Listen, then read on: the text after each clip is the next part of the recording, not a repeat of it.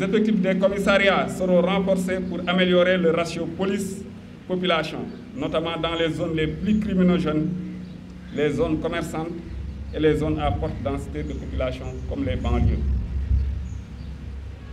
La lutte contre les cybermenaces, la cybercriminalité et les dérives sur Internet sera intensifiée avec un accent particulier sur la protection de la vie privée des citoyens par le renforcement organique et logistique de la Division nationale de la cybersécurité.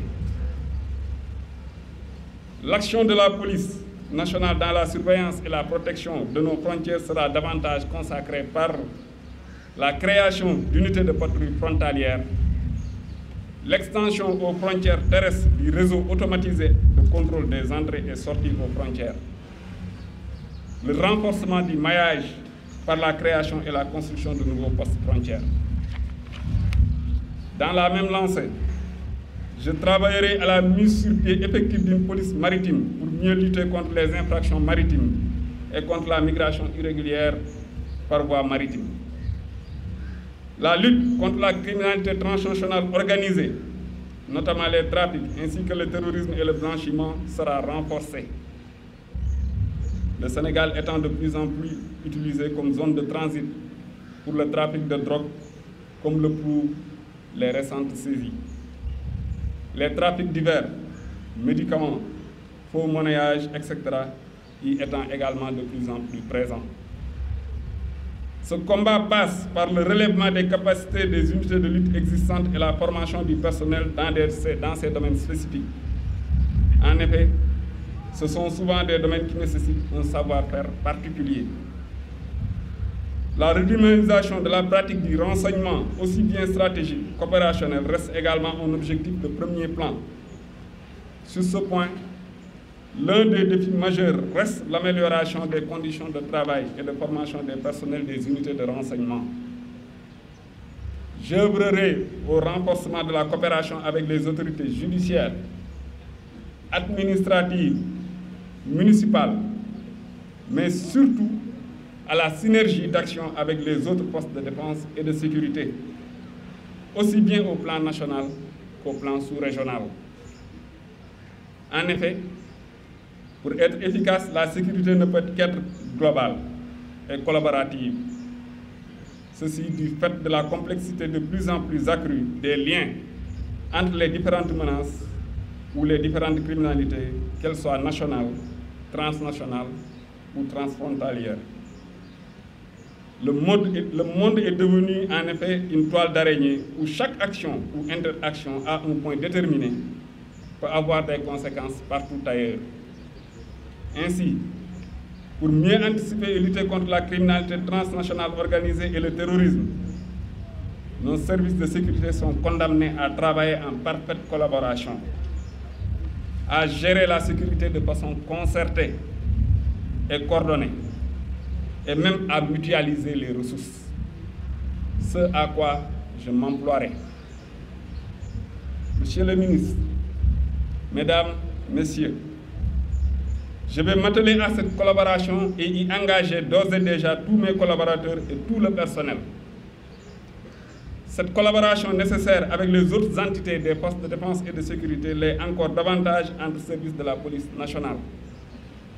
C'est pourquoi je vais travailler avec le personnel de la police à l'interconnexion des bases de données de la Direction générale de la police nationale et à l'amélioration de la communication horizontale. Sur les infrastructures et la logistique, seuls de vastes programmes de réhabilitation et de construction d'infrastructures adaptées en qualité et en quantité suffisante, notamment de commissariats, de cantonnements du groupement mobile d'intervention, de brigades régionales des stupéfiants, de services régionaux de renseignements généraux et de postes frontaliers pourront aider la police à dépasser l'ère des infrastructures vétustes et inadaptées. Sur ce volet, Monsieur le ministre, nous aurons besoin du soutien et de l'appui constant des autorités et des pouvoirs publics. Monsieur le ministre, vous serez notre meilleur allié dans l'objectif de réaliser un siège pour la Direction générale de la police nationale. veiller à l'équipement adéquat des services et unités, renforcer les équipements individuels des personnels, acquérir des moyens technologiques et spécialisés de dernière génération, renforcer la mobilité par la dotation en moyens robustes et adaptés et en nombre suffisant. Le défi à ce niveau étant d'autonomiser certains services et certaines unités de la police nationale. En plus, il y a lieu de renforcer considérablement les unités canines de la DGPN.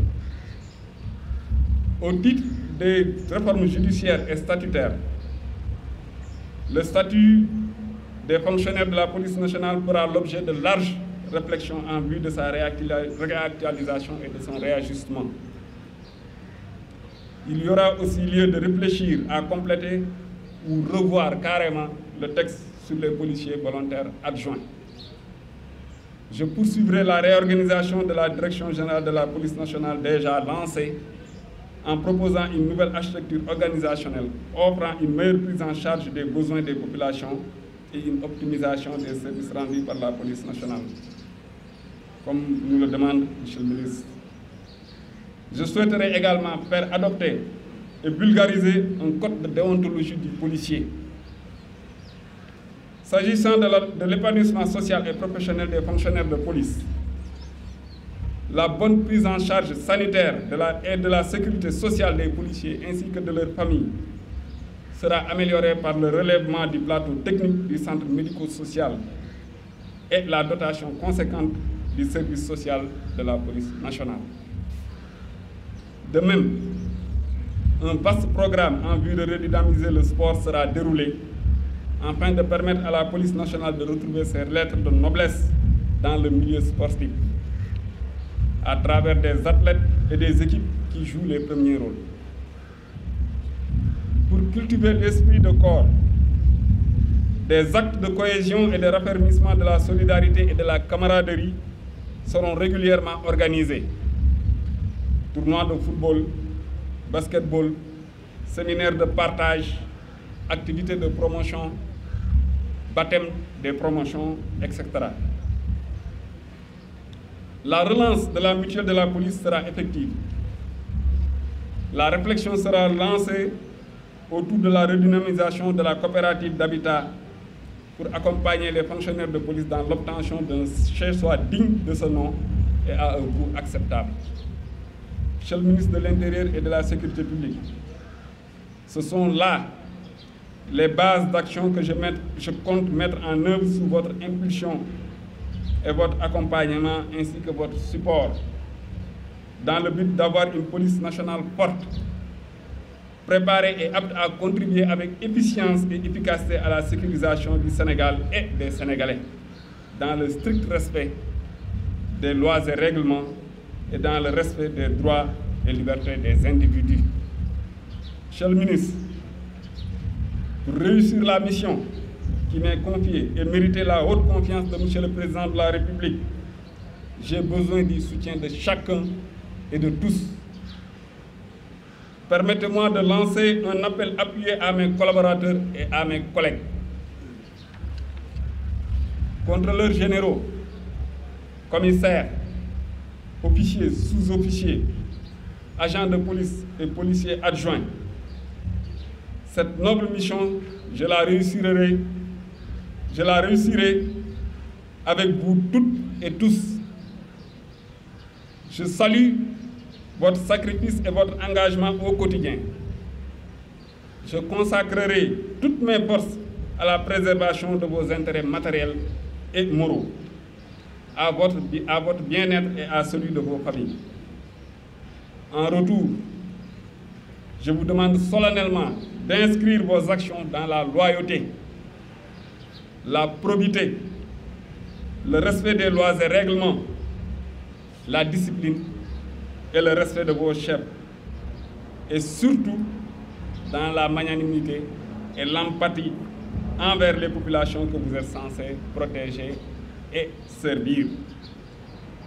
Ayez à l'esprit que votre professionnalisme, vos compétences et votre engagement ne seront validés que par votre sens de l'éthique et de la déontologie.